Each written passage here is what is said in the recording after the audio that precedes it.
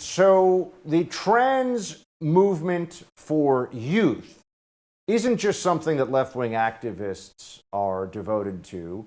Increasingly, the White House, the Biden administration, has weighed in on this issue and always in favor of promoting transition for very young children as quickly as possible, not just changing their pronouns or their names or their dress, but actually trying to give them puberty blocking drugs and even sex change surgery at a very young age. Well, the medical community, you would think, would speak out against this, but no, actually, the American Association of Pediatricians has decided that they're going to, as an organization, be highly supportive of this, despite the fact that there is lots of evidence that this has really deleterious, really destructive long-term effects for the children who go through this transitioning process.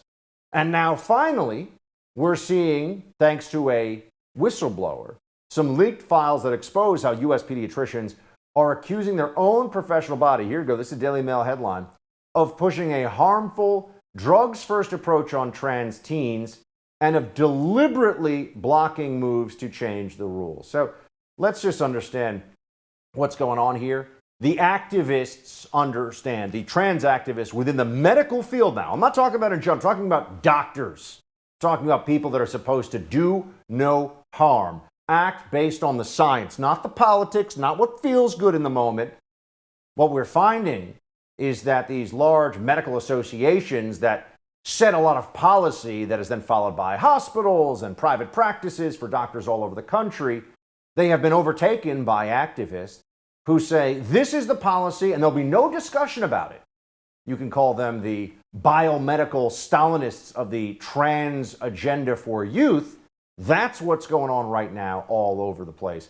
From the Daily Mail, pediatricians across America are at war with their own professional body over controversial puberty-blocking drugs routinely handed to teens wanting to change gender.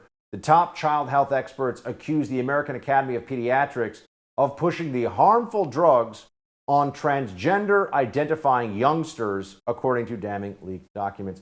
So this is what they're doing, folks, okay? This is what's happening right now. They're trying to suppress the internal debate about whether this is good medical care, whether this is best practice for children. One of the reasons they're suppressing it, of course, is that they're ideologues and that they view the war on gender, the existence of gender, as absolutely essential.